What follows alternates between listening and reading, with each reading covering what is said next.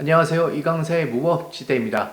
이번 시간에는 세금 체납으로 인해서 전세 보증금을 돌려받지 못할 때 과연 어떻게 해야 되는지에 대해서 말씀을 드리도록 하겠습니다.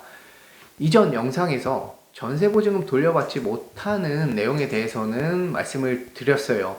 지급명령과 임차보증금 반환 청구에 소송을 해서 집행권을 확보하고 부동산 강제경매 신청을 해서 돌려받는 것이죠. 그런데 오늘 말씀을 드리려고 하는 건 그냥 일반적인 이런 상황은 아니에요.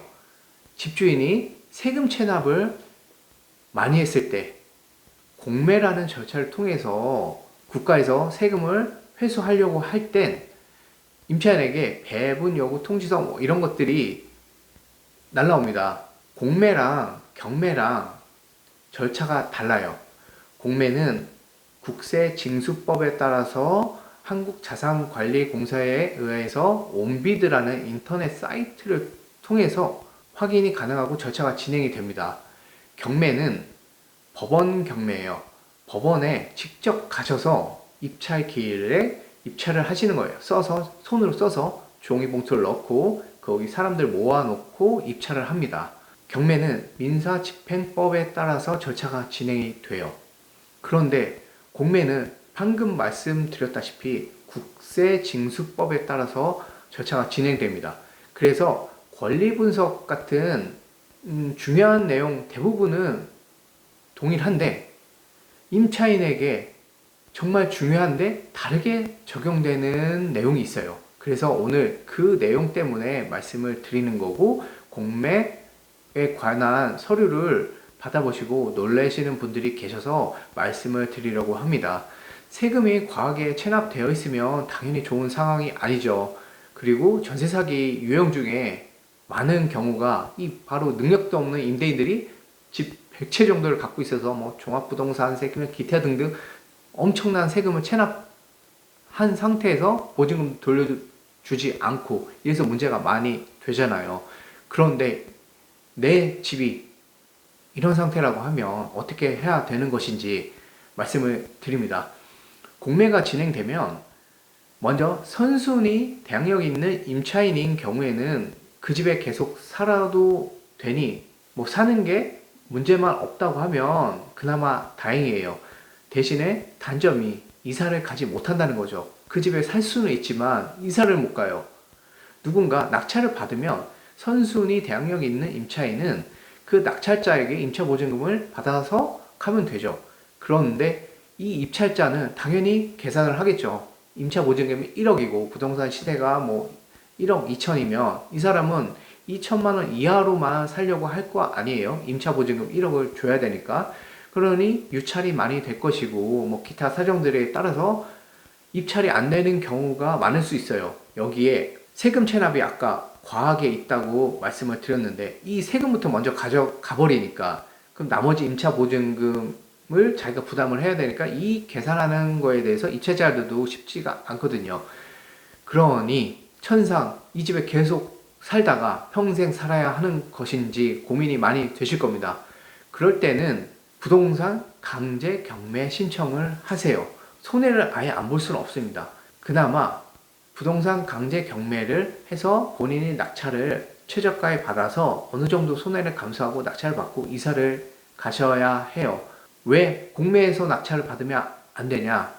아니 뭐 물론 받을 수도 있죠. 그런데 공매에서는 임차인이 보증금 상계가 되지 않습니다. 경매에서는 임차인 보증금 상계가 돼요.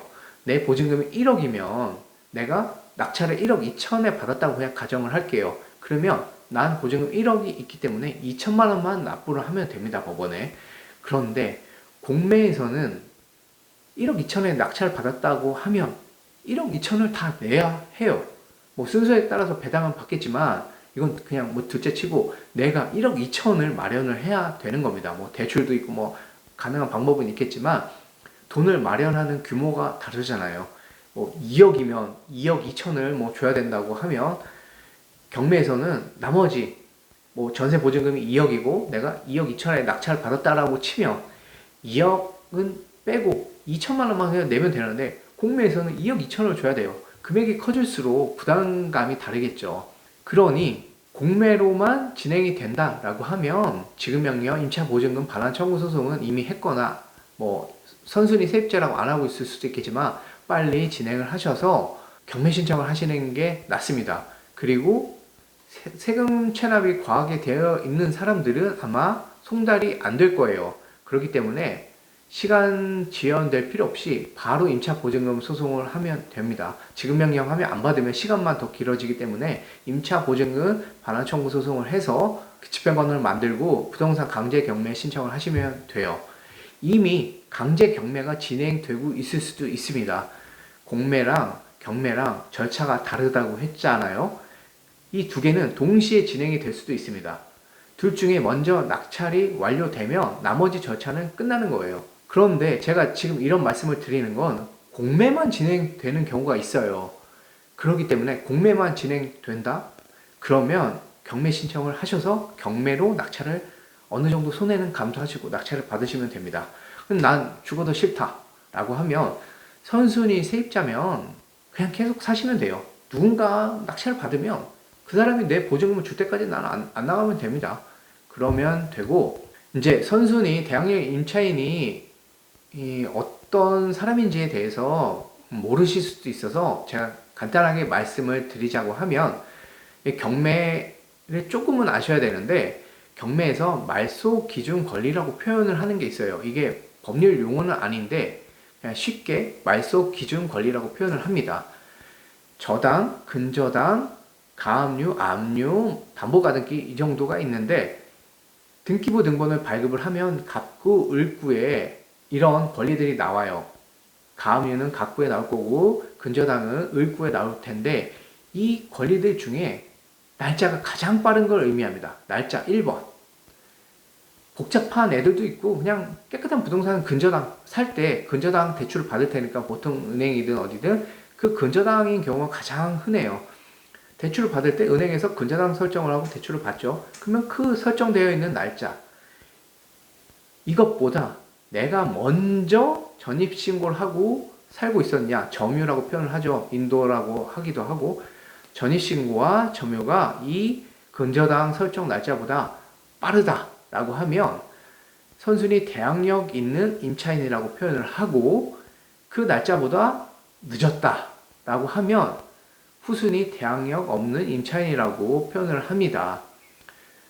헷갈리시는 게 확정일자를 우리가 봤잖아요. 확정일자는 이 대항력이랑은 상관이 없는 거예요. 선순위 세입자가 나중에 확정일자를 받을 수도 있고 후순위 세입자가 뭐 전입신고할 때 동시에 확정일자를 받을 수도 있지만 이 확정일자는 나중에 일반적인 상황 말고 나중에 경매 절차나 공매 절차가 진행될 때 배당이나 배분을 해줘야 하는데 그 순서를 받기 위한 겁니다. 이 순서에 따라서 배당을 해주거든요. 따라서 선순위 세입자가 확정일자를 안 받았으면 뭐 입찰자는 뭐 그 확정일자를 고려해서 또 배당 금액을 판단하고 입찰도 들어가고 뭐 이렇게 해야 하는데 그건 뭐 경매 얘기가 아니니까 빼고 아무튼 전입신고와 점유 이 대항력 이 두 가지 조건은 최초로 설정되어 있는 대출 일자보다 빨라야 돼요. 그러니 전세 계약을 할 때는 이미 내가 들어갈 때 그게 없어야겠죠. 계약서에 특약사항으로 넣으셔야 하는 거고요. 공매도 권리 분석은 거의 동일합니다. 동일하니 선순위라고 하면 걱정하실 필요는 없어요. 계속 거주를 하시되 내가 이제 벗어나기 위해서 도대체 내가 평생 살아야 하냐 벗어나기 위해서는 경매 절차가 진행된다라고 하면 살펴보시고 낙찰을 받으시면 되고 진행이 되지 않는다라고 하면 본인이 신청을 하셔서 낙찰을 받으시면 됩니다. 공매와 경매는 다르고 경매는 법원에 직접 가서 입찰을 하셔야 하고 공매는 인터넷으로 온비드라는 사이트에서 회원 가입을 하시고 인터넷으로 입찰을 하시면 돼요. 편리한 부분이 있죠. 그 부분도 나중에 한번 살펴보시면 될 것 같고요.